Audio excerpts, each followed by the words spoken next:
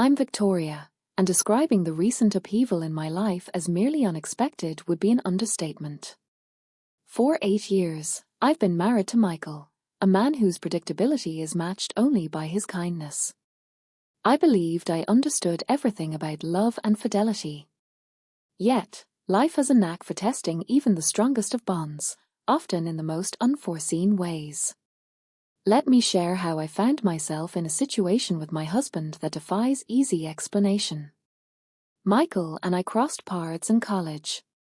He was the guy with the gentle smile, the one everyone assumed would settle down in a small town, marry his high school sweetheart, and live a storybook life.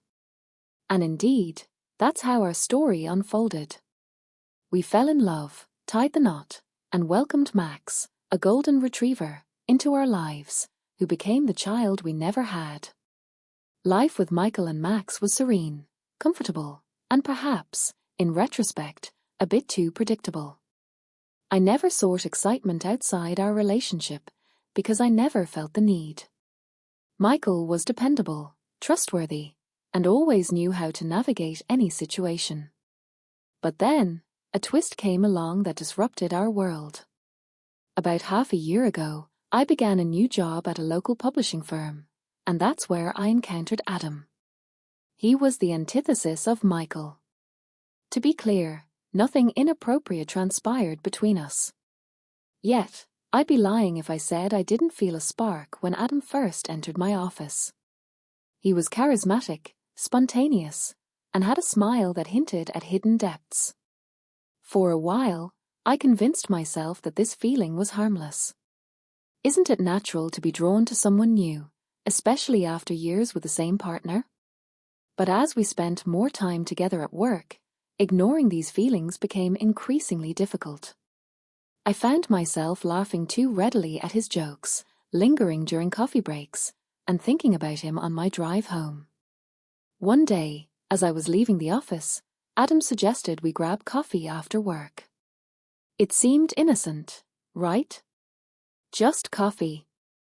Besides, I could already imagine Michael at home, playing with Max as usual. So I agreed. And that's when things began to unravel. In the quiet of that little cafe, Adam opened up about his life, his family, and his dreams. I felt seen in a way I hadn't for years. With Michael, everything was stable and secure, but Adam made me feel alive.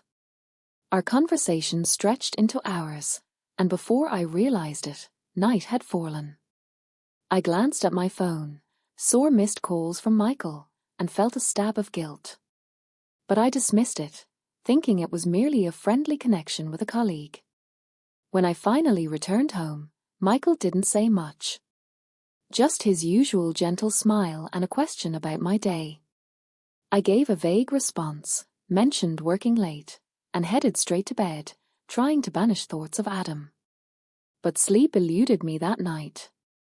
Guilt mingled with a thrill that left me feeling both exhilarated and ashamed. Days went by, and I convinced myself my feelings were harmless. Yet, as time passed, things only became more intense. Adam began texting me outside of work, messages that were friendly but carried an undertone of something more.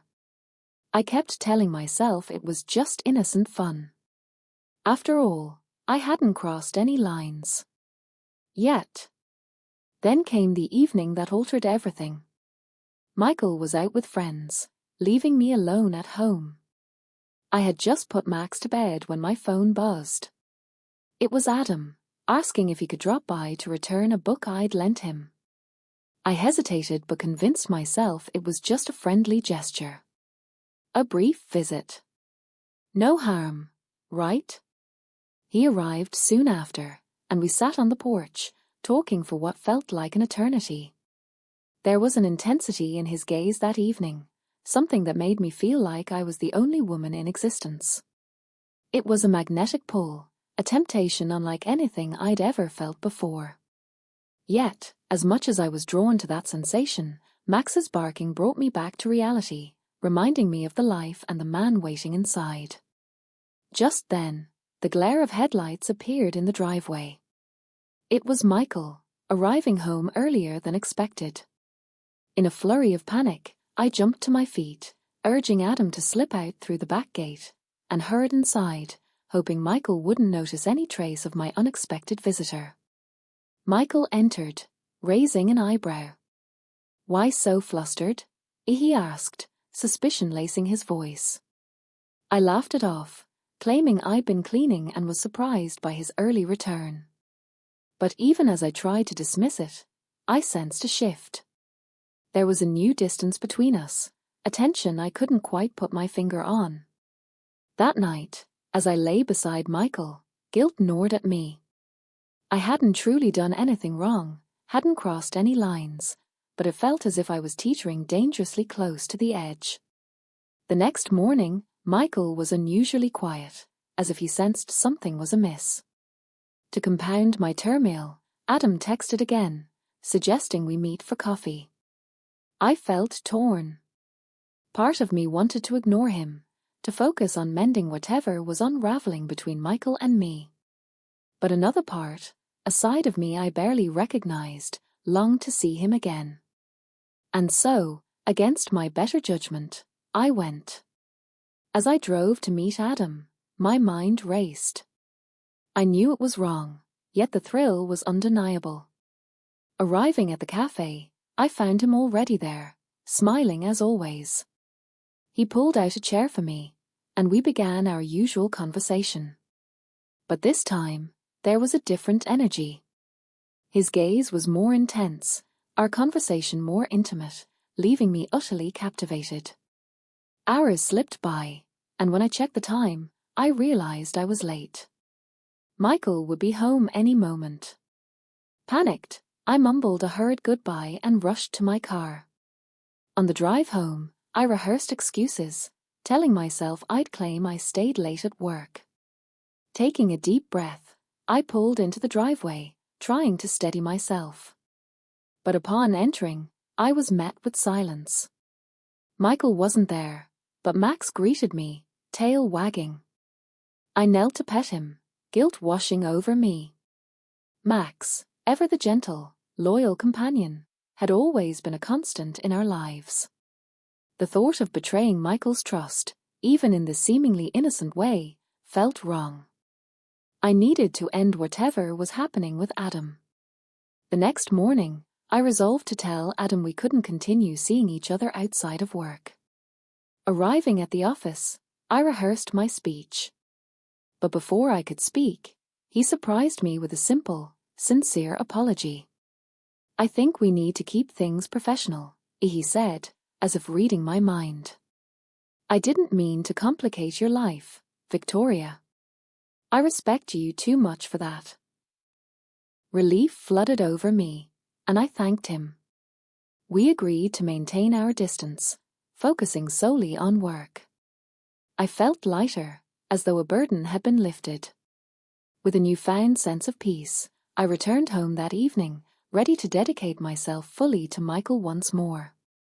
I wanted to focus on the man who had always been there for me, who had never given me a reason to doubt his loyalty. But that tranquility was short-lived. A few weeks later, Michael called me into the living room, his expression unreadable. I sat across from him, sensing something was wrong. "Victoria," he began slowly. "We need to talk." He paused, gathering his thoughts. "I've noticed you've been distracted lately. It's like you're here, but not really with me." His words hit me hard. I felt the tension mounting but tried to maintain my composure. "What do you mean, Michael?" "I'm right here," I said, forcing a smile. He shook his head, unconvinced. "It's more than that, Vic. Even Max seems to sense something's off. He's been unusually clingy, as if he's picking up on something you're not sharing." I looked down, surprised. Could Max have sensed my internal struggle? He had been sticking close to me, offering an unspoken comfort I hadn't fully appreciated. Michael continued, his voice gentler now. "I don't know if it's just in my head, but it feels like there's someone else. My heart sank. There it was, out in the open. I didn't want to lie, but the thought of confessing everything was overwhelming. I took a deep breath and decided to be partially honest. I won't lie, Michael. I've been feeling disconnected, I began, choosing my words carefully. I met someone at work and felt a connection. But it's not what you think, I added quickly, seeing the hurt in his eyes. We just talked. Nothing more. Michael listened intently, truly listened, perhaps for the first time in years. He opened up about his own fears, how he worried about losing me, how he realized he hadn't been as present as he should have been. It was a raw, difficult conversation, but by the end, something had shifted between us. We both understood there was much to work on, and rebuilding trust would take time. But in that moment, with Max curled up between us, I felt hopeful. I had come perilously close to losing everything, yet somehow, we found a way to begin anew. Ultimately, I realized that what I had been seeking wasn't excitement or novelty. It was connection, a connection I already had, right here at home. And as for Max, our ever-loyal companion, he received more treats than he could have ever imagined that night. After all, he had been the silent hero in our story, reminding us of what truly mattered. As the first light of dawn crept in, I realized my dog had overstepped a boundary. But before we delve into the details, remember to hit that like button and subscribe for more captivating and jaw-dropping tales. The night was eerily still, the kind of quiet that makes you feel like you're the sole soul awake in the universe. I lay in bed, the gentle whir of the ceiling fan and the steady breathing of my husband, Mark, beside me. The bedroom window was slightly open, inviting in a cool breeze that whispered the night's secrets. Sleep eluded me, burdened by the weight of earlier events, pressing down like a tangible force. I'm Alice, and tonight, something transpired that I can't seem to shake off, something that feels like the deepest betrayal. I glanced at Mark, his face serene in slumber, oblivious to the storm brewing within me. My heart ached with a secret I was unprepared to reveal, not to him, not to anyone. Earlier, as I was preparing for bed, our dog, Max, did something unexpected, something that left me questioning everything. Max, who had always been a cherished family member and loyal friend, had crossed a boundary I never imagined. The shock, the bewilderment, the rush of emotions flooded me as I stood there, frozen, unable to comprehend. How could something so innocent turn so wrong? Now, as I lay in the darkness, I grappled with my thoughts. Should I confide in Mark? How could I explain this without sounding irrational? The mere thought of his reaction, the potential disbelief or, worse, the blame, churned my stomach. Max was downstairs now, in his usual spot, but tonight, his presence felt different, almost accusatory. I could hear him moving around, his nails tapping on the hardwood floor, each sound a reminder of the night's earlier betrayal. Why did this happen? Was it my fault? Was it even Max's fault? Or was something else at play? The questions swirled in my mind, each leading to more confusion, more guilt. I turned away from Mark, staring into the void, feeling more alone than ever. The night's silence seemed to mock me, as if it knew all my secrets, all my fears. What was I going to do? How could I return to normal after tonight? The answers eluded me, leaving only the echo of betrayal lingering in the air, a silent witness to my inner turmoil. When morning arrived, the sunlight felt intrusive, as though it had no right to shine so brightly after the darkness I'd endured. I dragged myself out of bed, careful not to disturb Mark, who remained lost in the oblivion of sleep. Their house was quiet, too quiet, amplifying the chaos in my head. I went through my morning routine, each task feeling heavier than the last. As I poured coffee into my mug, my hand trembled slightly, spilling a few drops on the counter. I cleaned it up mechanically, my mind elsewhere, replaying the events of last night over and over. Max trotted into the kitchen, tail wagging, oblivious to the tension he'd caused.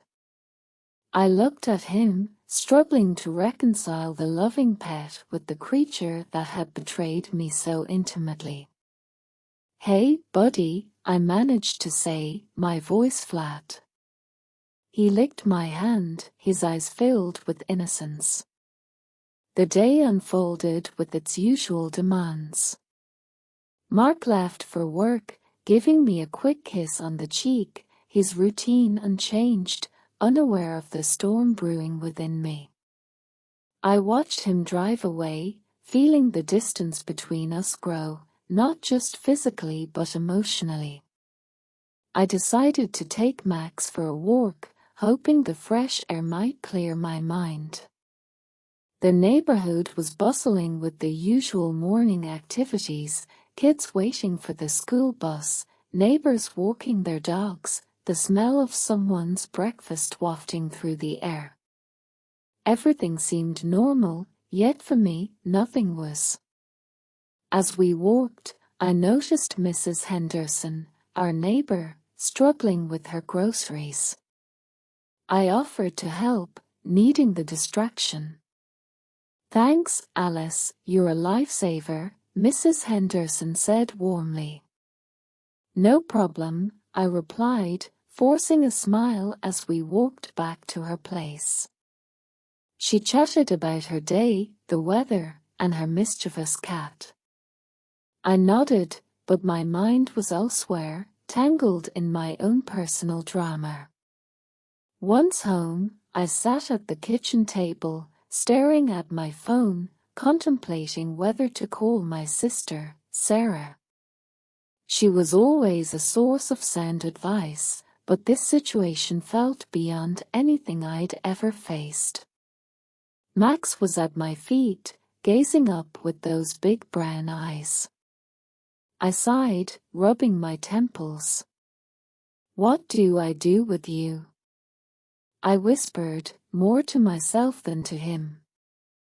The doorbell interrupted my thoughts. It was the mailman with a package. I signed for it, noting how ordinary the interaction was, how normal life seemed from the outside. Inside, however, I felt far from normal. I spent the day cleaning and cooking, trying to ground myself in routine to escape the looming decision about Maximum. Every glance at him renewed the sense of betrayal, yet the love and history we shared tugged at my heart. As afternoon turned to evening, I knew a decision was imminent. The idea of giving Max to my father seemed like a solution, but was steeped in guilt. Could I truly do that to him? To us? The day ended much like it began, with a feeling of solitude in my turmoil, the weight of my secret growing heavier by the hour. The normalcy around me only underscored the abnormality of my situation, a stark contrast that left me feeling more isolated than ever. That evening, as the sun dipped below the horizon, casting long shadows across the living room, I sat on the couch, my mind racing. Max lay at my feet, his head on his paws, looking up with what seemed like a mix of confusion and concern. Guilt gnawed at me for even considering giving him away. The phone rang, breaking the silence. It was Sarah. I hesitated before answering, unsure if I wanted to share this bizarre and painful experience. "Hey, Alice, you sound off. What's up?" Sarah's voice was always comforting, a reminder of simpler times. I took a deep breath, and the words spilled out before I could stop them. "Something really weird happened with Max last night, and I'm just not sure what to do." There was a pause. "Weird how?" she asked cautiously. I recounted the incident, my voice barely above a whisper, half expecting her to laugh or dismiss it. Instead, she listened intently, her silence urging me to continue. "Alice, that sounds...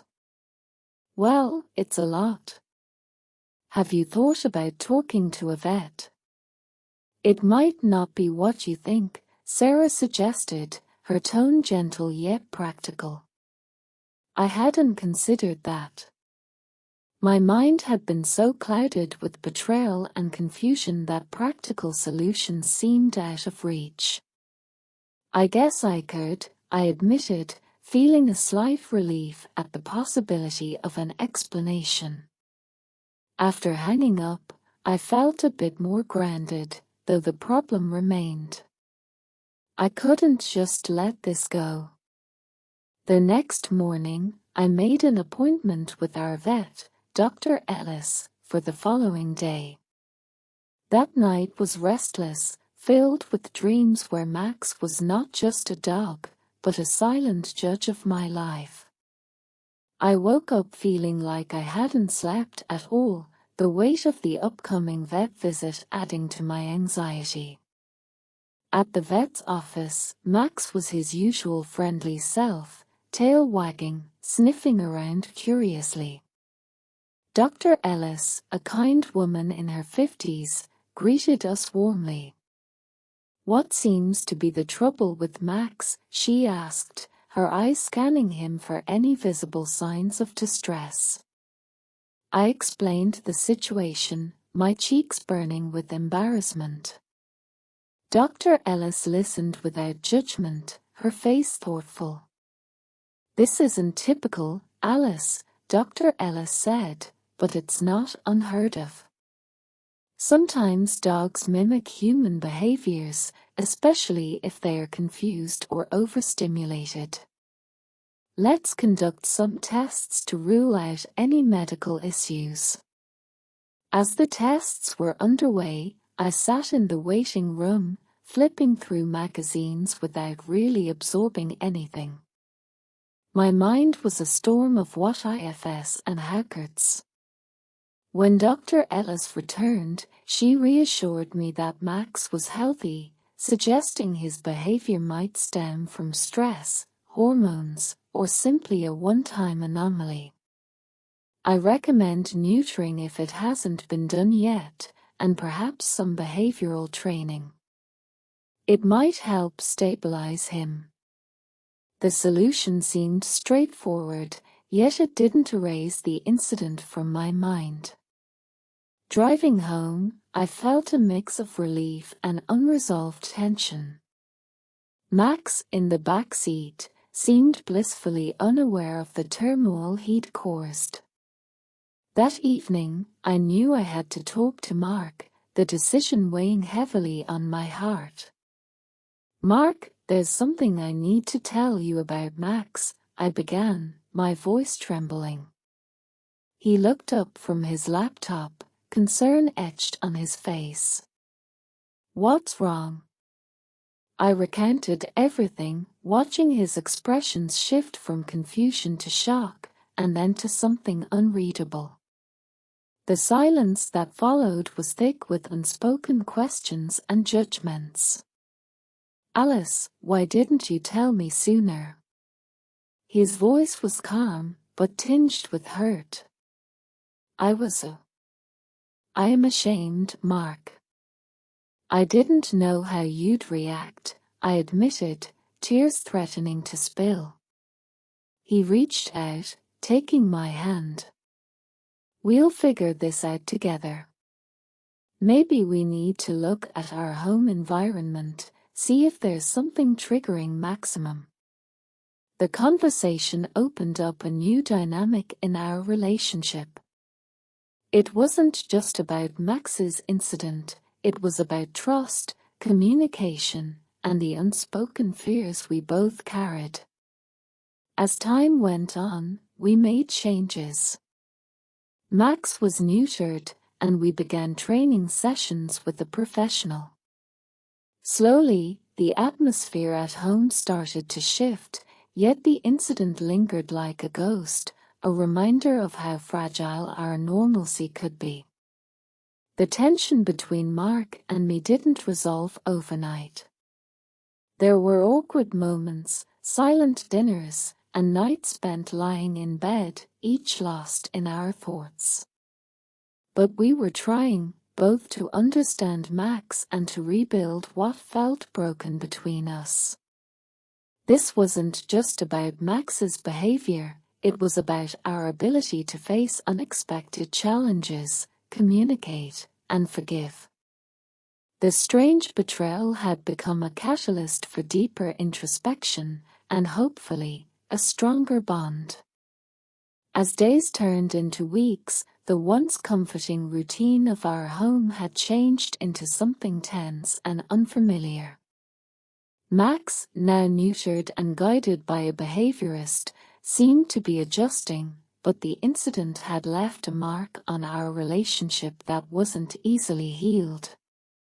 One evening, after another silent dinner, Mark and I sat in the living room, the TV on but neither of us watching. The weight of our unspoken words hung heavy in the air. "Alice," Mark finally broke the silence, his voice low. "I've been thinking about us, about Max, about everything." I turned to face him, my heart sinking. I knew this conversation was coming, but I wasn't ready. "What about us, Mark?" He sighed, running a hand through his hair. "I feel like we've been living in this shadow of what happened. I'm trying, Alice, but every time I look at Max, or at you, I see that night." The admission stung, but it was the truth we'd been avoiding. "I know," I whispered. "I feel it, too. It's like we're stuck." He nodded, his eyes not meeting mine. "I've been talking to my brother, and he mentioned a friend who could take Max, someone who lives out in the country, with space for him to run, to be a dog again." The suggestion struck me like a physical blow. Giving Max away felt like admitting defeat, like erasing a part of our family. "Mark, he's part of us. Can we really just give him away?" I asked, my voice trembling. "It's not about giving him away, Alice. It's about giving us a chance to heal, to move past this without the constant reminder." Tears welled up in my eyes, not just for Max, but for the fracture in our marriage. I thought we were working on this together. The training, the vet visits. I thought we were trying to fix it. He said, his voice breaking. "But maybe fixing it means letting go of something that keeps pulling us back to that moment." The room felt smaller, the walls closing in with the weight of our dilemma. I looked at Max, who lay quietly by the fireplace, his eyes following our conversation with a sense of understanding that only deepened my guilt. "I need some time to think," I said, standing up abruptly. "I'm going for a walk." Outside, the cool night air did little to soothe my turmoil. I walked aimlessly, the streetlights casting long shadows that mirrored the darkness within. My mind replayed the conversation, Mark's words, and the silent plea in Max's eyes. I found myself at the park, sitting on a bench where Max and I used to play fetch. The emptiness of the space echoed the emptiness I felt inside. Was I betraying Max by considering giving him away? Or was I betraying Mark by holding onto something that might be irreparably damaging our relationship? My phone buzzed, pulling me from my thoughts. It was a text from Sarah. "How are you holding up?" I typed back, "Not sure. Mark wants to give Max away." Her response was quick. "That's tough, Alice. But remember, it's about what's best for everyone, including Maximum." I sat there, staring at the screen, the words blurring through my tears. The decision was monumental, not just for Max, but for the future of my marriage, for our trust, for our ability to move forward. As I walked back home, the decision loomed over me, a dark cloud threatening to unleash a storm. I knew I had to make a choice, one that would define not just our immediate future, but the essence of our family. Entering the house, I found Mark waiting, his expression one of concern mixed with resolve. "Did you decide?" he asked, his voice gentle. I took a deep breath, the weight of the world on my shoulders.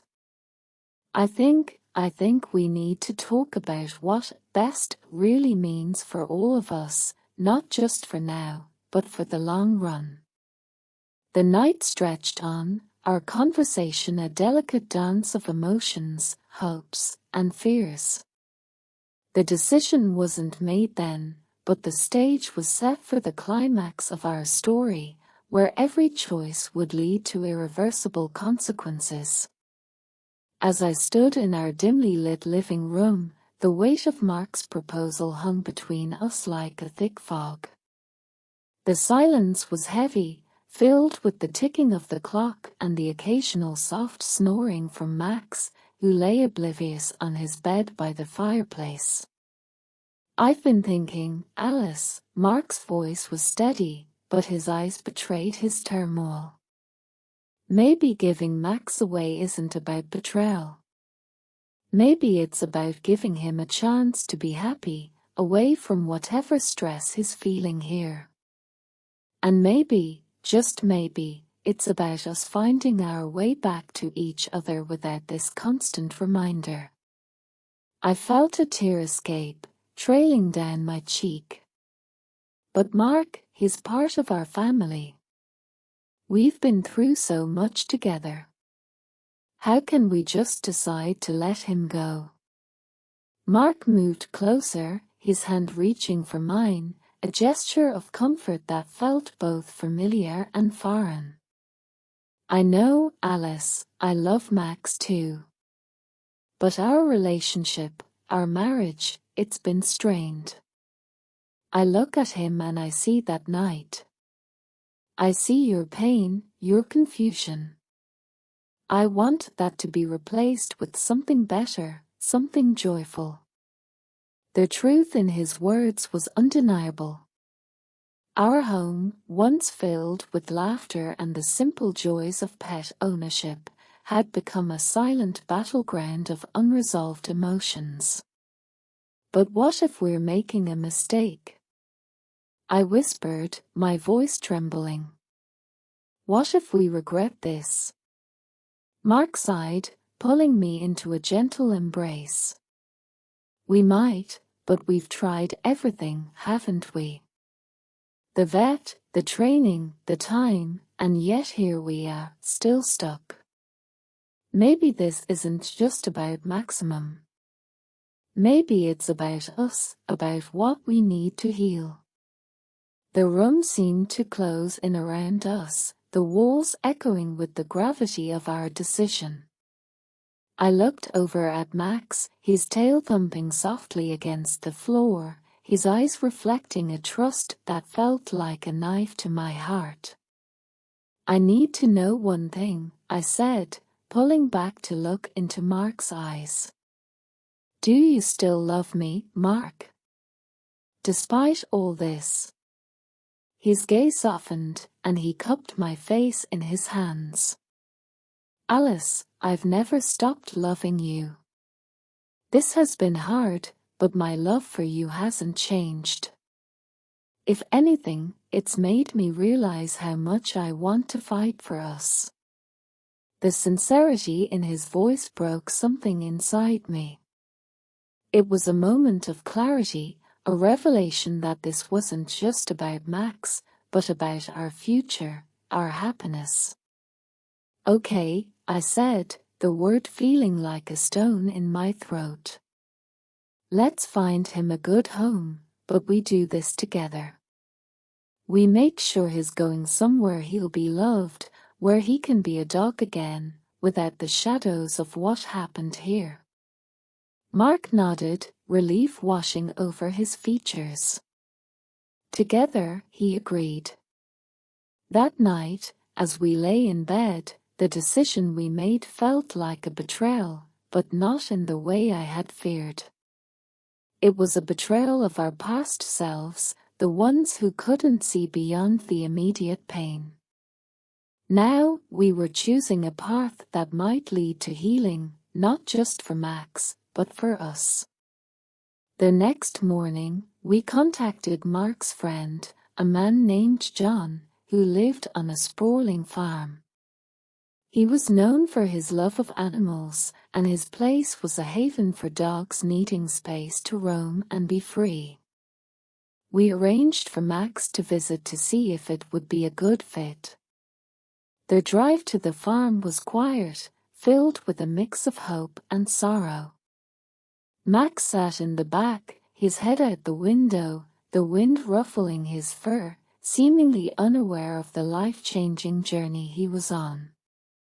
When we arrived, John greeted us warmly, his eyes lighting up at the sight of Maximum. "He'll have the run of the place here," John promised, showing us the vast fields where other dogs played and chased each other.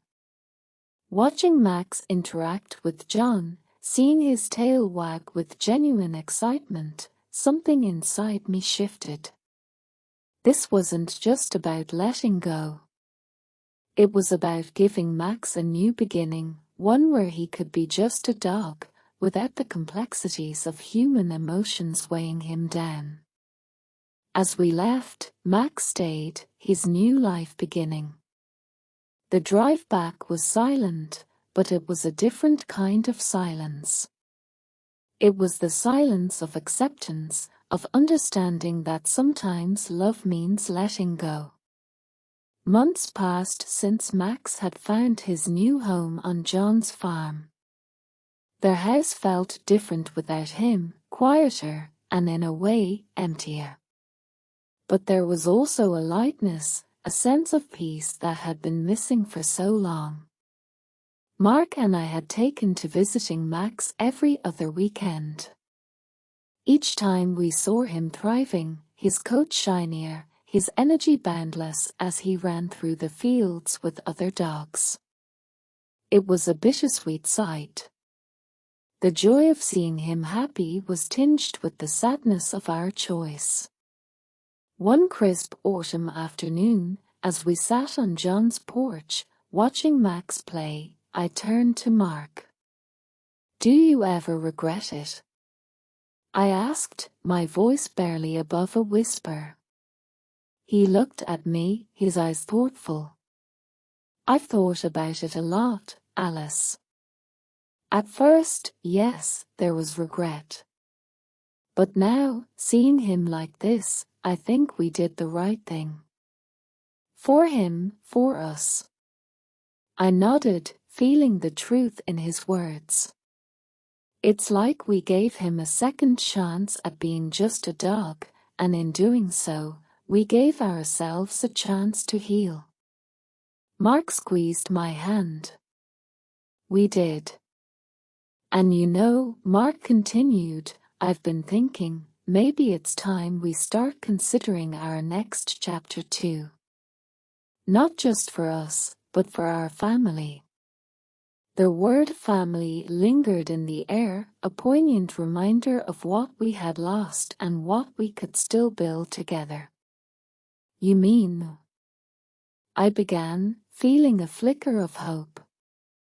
I think we can start looking toward the future, he said, his eyes meeting mine with a renewed sense of purpose. As we sat there, the possibilities of what lay ahead began to unfold in my mind. It was a moment filled with promise, a testament to our resilience and the strength of our bond. Thank you for joining us on this journey. If you found our story compelling, please consider subscribing, liking, and commenting. Your support helps us bring more engaging stories to life.